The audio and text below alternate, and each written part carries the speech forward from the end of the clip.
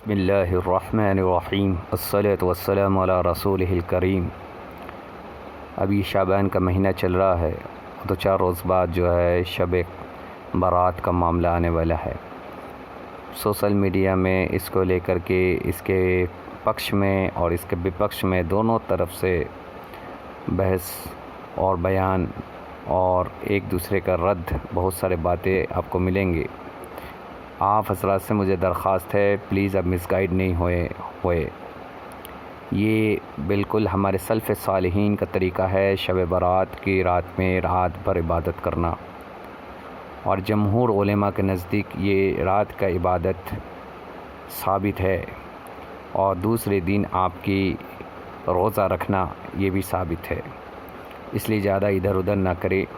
اس زمانے کی سب سے بڑے عالم جو لوگ جنہیں کہتے ہیں حضرت مولانا مفتی تقی عثمانی صاحب دامت برکتہم عالیہ، اور ہماری علماء حقانی کے جو زبان جنہیں متکلم جنہیں کہا جاتا ہے، حضرت مولانا الیاس گھمن صاحب،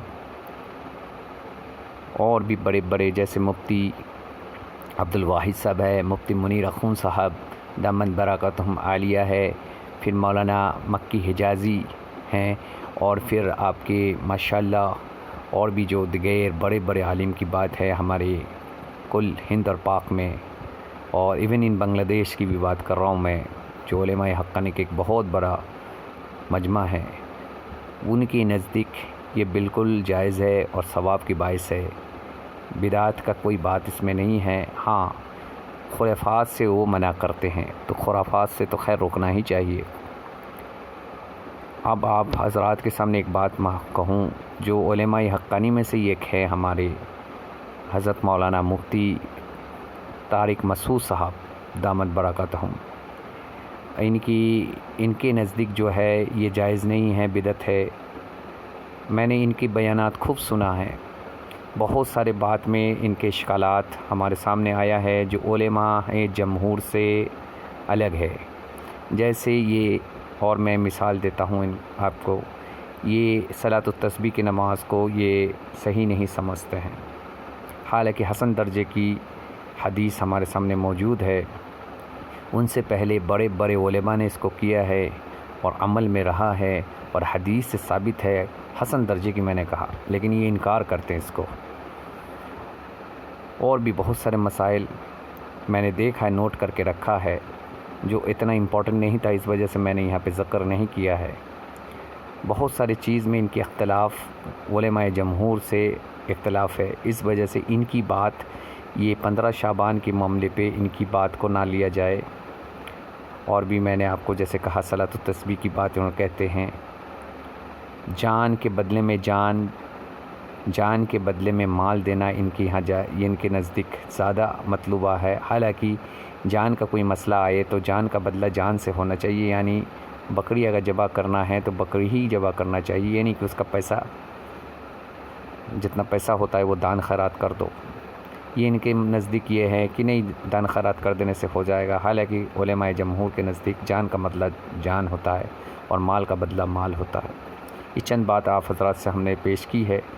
ابھی شب برات کے معاملے پہ میرا مستقل یہ عمل رہا کہ ہمیشہ میں اس کا پابندی کرتا تھا، اور حضرت مولانا سعد صاحب بھی اس کی پابندی کراتے ہیں، اس کی فضائل بیان کرتے ہیں۔ ایک مرتبہ میری مغز ماری گئی، میرا دماغ خراب ہو گیا، ان کی بات پہ آ گیا اور اس رات پہ عبادت نہیں کیا۔